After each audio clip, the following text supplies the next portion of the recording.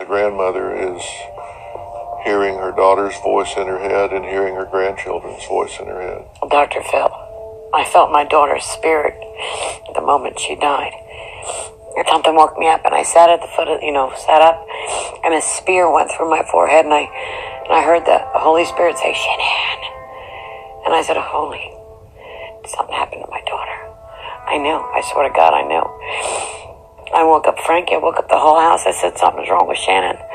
I'm telling you, something's wrong. And we didn't know she was missing yet. We didn't know anything. But you knew. She knows all the time. She's got intuition. I don't know how she knows these things. So what did y'all think when she came?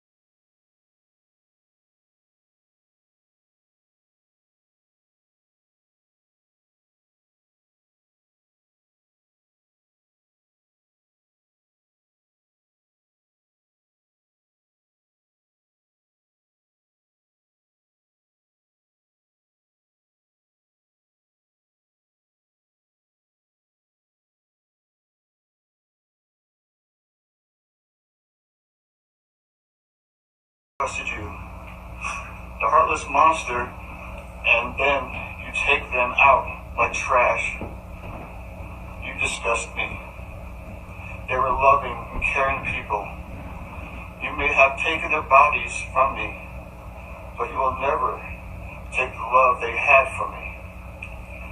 They loved us more than you will ever know, because you don't know what love is. Because if you did, you would not have killed them. You monster. Thought you would get away with this. I don't know how. The cameras do not lie. You carry them out like trash of the house. Yes. I seen the videotape. You buried my daughter Shanann and Nico in a shallow grave. And then you put Bella and Celeste in huge containers of crude oil. You heartless monster.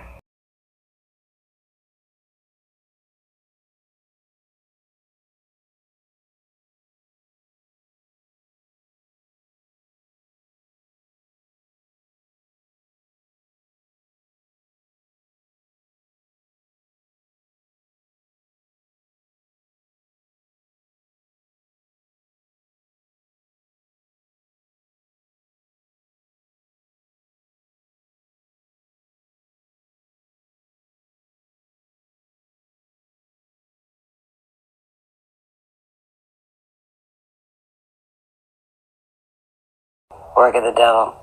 He put Shannon's body inside the cab. And that floorboard on the floor. That's where they found all the So hair. this is like a king cab. That has a work back truck. seat? Yeah, 4-door.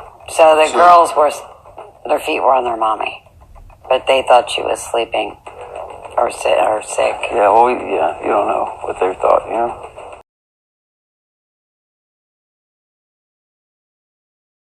Cab. That has a work back truck. seat? Yeah, 4-door. So the girls were, their feet were on their mommy, but they thought she was sleeping or sick. Yeah, well, yeah, you don't know what they thought, you know?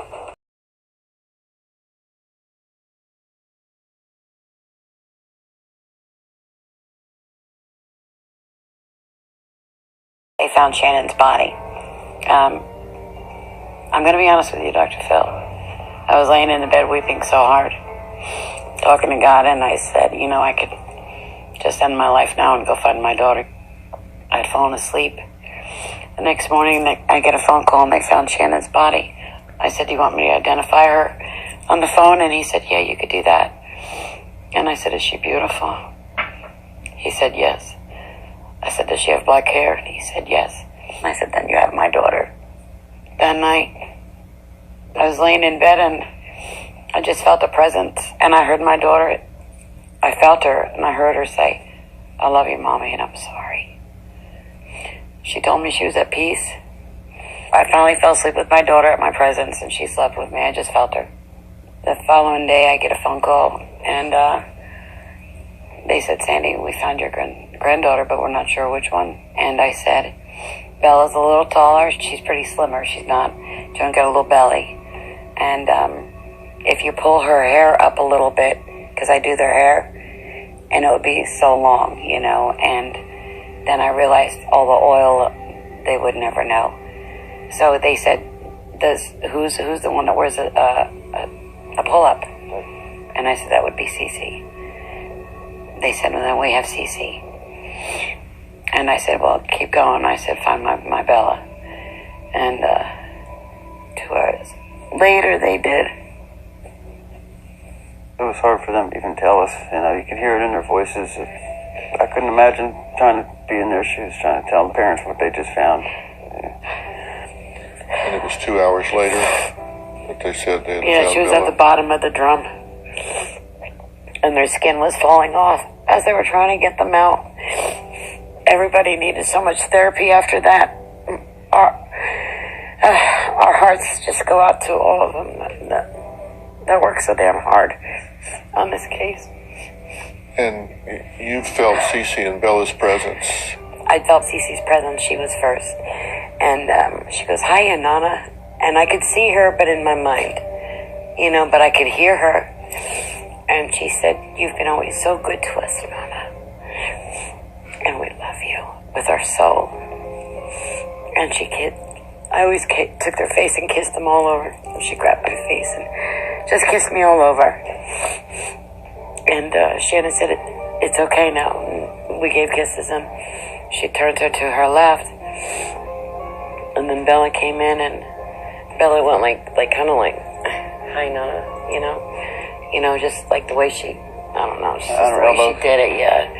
And she said, guess what, Nana? And I said, what, Bella? And she said, I can go to Walt Disney World anytime I want. And I said, that's right, Bella. That's right. She thanked us for loving her so much. And that's how you remember those Yes, two. after I saw Bella and Cece, and then Shannon was standing there. I could see her body, but like kind of like see-through, and then just her upper part turned, and then I couldn't see who was handing the baby to her, and she handed me my grandson, and it's just like Frankie. It's crazy, but looks just like Frankie. So he's beautiful. He's beautiful. I'm so glad that you have that presence and that experience It saved my life. than It saved my life. rather than the experience of just how they were found.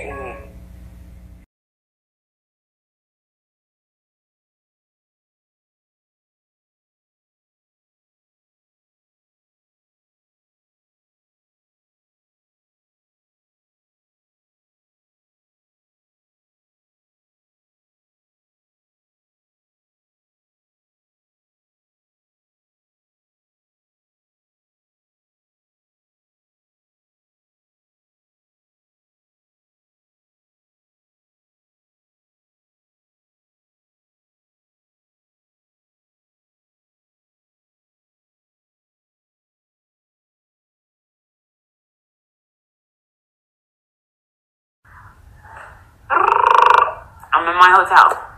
I'm like, hello? Sandra Rusek, the mom. Marissa! What? You gotta do me, baby. You gotta do it right now. What's the matter? Marissa, oh my God. What?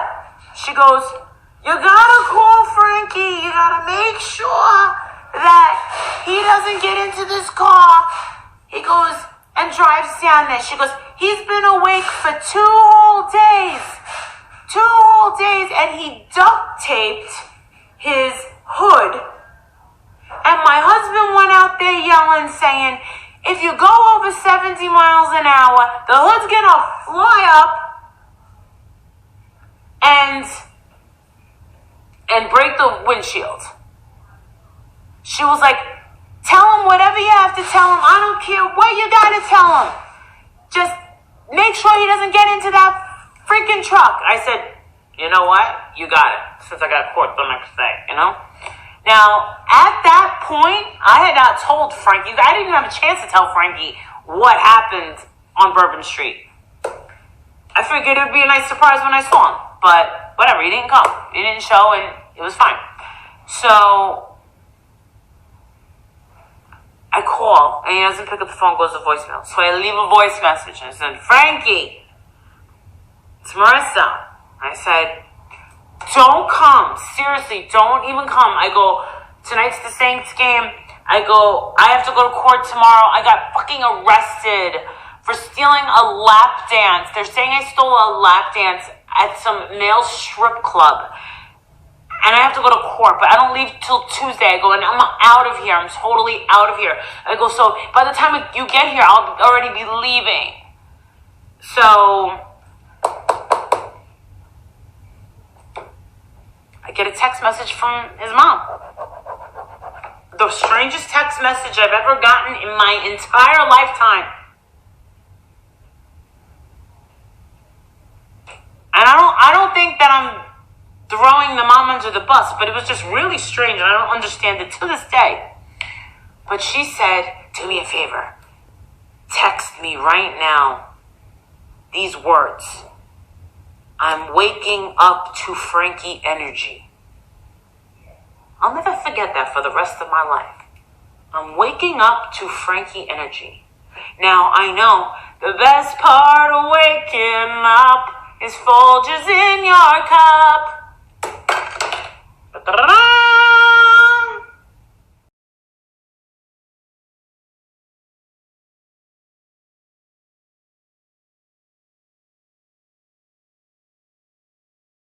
Work of the devil. He